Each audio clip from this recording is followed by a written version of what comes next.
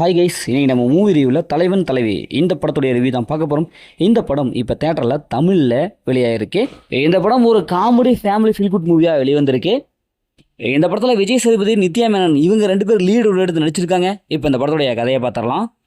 படத்துடைய ஹீரோ விஜய் சேதுபதி ஒரு ஹோட்டல் ஒன்று நடத்திட்டு வருவார். அவருக்கு நிச்சயம் பார்த்து பெண் பார்த்து நம்ம நித்யா மேனனை முடிச்சிருவாங்க.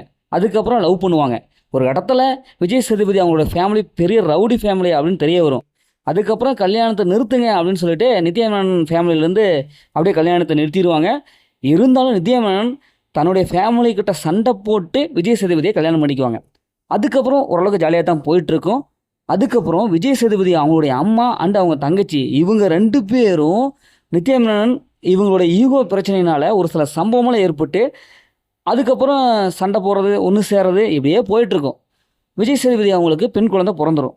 ஓரளவுக்கு லைஃப் சந்தோஷமாக போகும். மறுபடியும் பிரச்சனை. இந்த பிரச்சனையினால் நிரந்தரமாக நித்யா மேனன், விஜய் சேதுபதி ரெண்டு பேரும் பிரிஞ்சிருவாங்க. இப்போ இறுதியில் இவங்க எப்படி ஒன்று சேருவாங்க, ஒன்று சேர்ந்தாங்களா இல்லையா, இறுதியில் என்னாச்சு அப்படிங்கிறது தான் இந்த படத்துடைய ஒன்லைன்.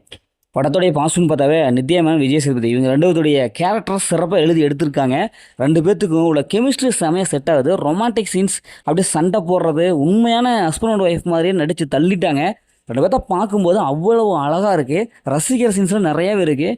ஃபஸ்ட் ஆஃப்லேருந்து கடைசி வரைக்கும் இவங்க ரெண்டு பேர்த்த ஃபாலோ பண்ணால் இந்த படத்தை பார்த்து முடிச்சிடலாம். அந்தளவுக்கு சூப்பரான ஒரு பர்ஃபார்மன்ஸை கொடுத்துட்டாங்க. அதேமாதிரி யோகி பாபு காமெடி, இப்படி சென்ட்ராயன், இப்படி எல்லாத்தோடைய கேரக்டரும் தனித்துவம் அப்படி எழுதி எடுத்திருக்காங்க. என்ன குறிப்பாக சொல்ல போனால் ஸ்க்ரீன் பிளே வந்து ரொம்ப ரசிக்கிற மாதிரி கொடுத்துட்டாங்க. என்னதான் அந்த டல்லான சீன் வந்தாலும் இவங்க காமெடியை அப்படியே அந்த இடத்துல நிரப்பி நம்மளை பார்க்க வச்சுட்டாங்க.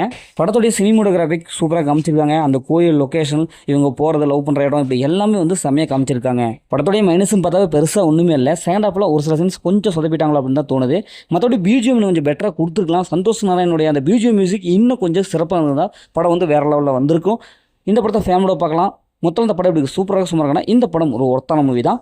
ஓகே, இதேமாரி அடுத்த ஒரு புதிய மூவி ரிவ்யூ சந்திப்போம்.